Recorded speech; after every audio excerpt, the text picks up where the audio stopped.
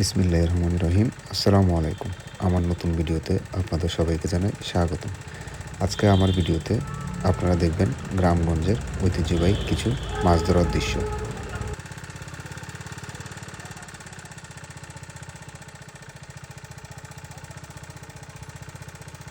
বিশেষ করে যারা শহর বন্দরে থাকেন তারা ফিরে যেতে পারবেন 1 মিনিটের জন্য আপনার শৈশবের সেই স্মৃতিগুলোতে, যেখানে আপনারা হয়তো বা মাছ ধরতেন কিংবা মজা করতেন।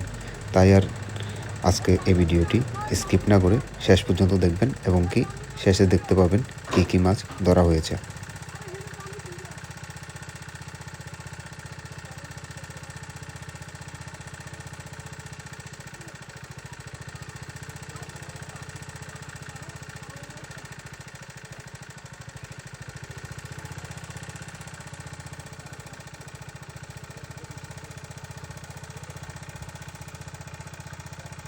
বিশেষ করে এই মাছগুলো ধরা হয় খরার সিজনে।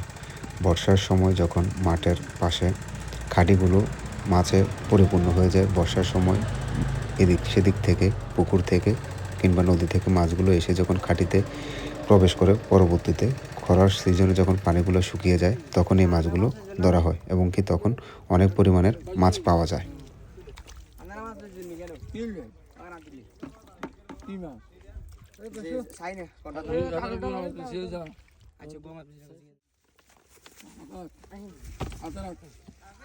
আপনারা দেখতে পাচ্ছেন এখানে অনেকগুলো শৈল এবং কি শিং ছোট মাছ রয়েছে, যেগুলো তারা 2 দিন যাবৎ পানি সেচ দিয়ে ফেলে তারপরে মাছগুলো ধরেছে। যত সহজে মাছগুলো আপনারা দেখতে পাচ্ছেন তার পিছনে অনেক কষ্টের পরে এই মাছগুলো পাওয়া যায় এবং কি সামনে আরও দেখতে পারবেন কী কী মাছ পাওয়া গিয়েছে।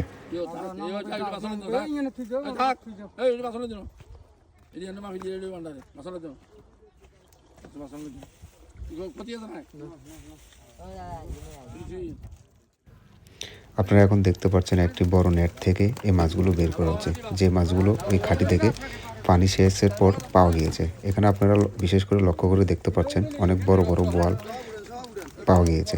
বোয়ালের সাথে সাথে আছে আপনার মাগুর মাছ, দেশি মাগুর, বিকেট, শৈল মাছ এবং কি কার্ফু মাছ এবং তেলাপিয়া এবং অন্যান্য প্রজাতির অনেক মাছ, যা আপনারা দেখতে পারবেন একটু পরেই।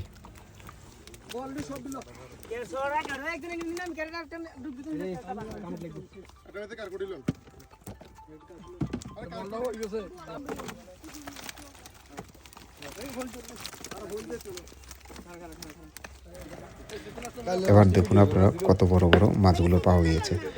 এক একটি কার্পু মাছ প্রায় 1.5 থেকে 2 কেজি এবং কি বোয়াল 2 থেকে 2.5 কেজি পর্যন্ত পাওয়া গেছে।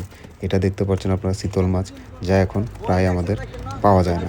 এখানে আছে ঘাস কাপ এবং কি অন্যান্য প্রজাতির অনেক মাছ, যা অনেক কষ্টের পরে তারা পেয়েছে এবং কি তাদের সবার মুখে এই মাছগুলো দেখে অনেক হাসি ফুটেছে।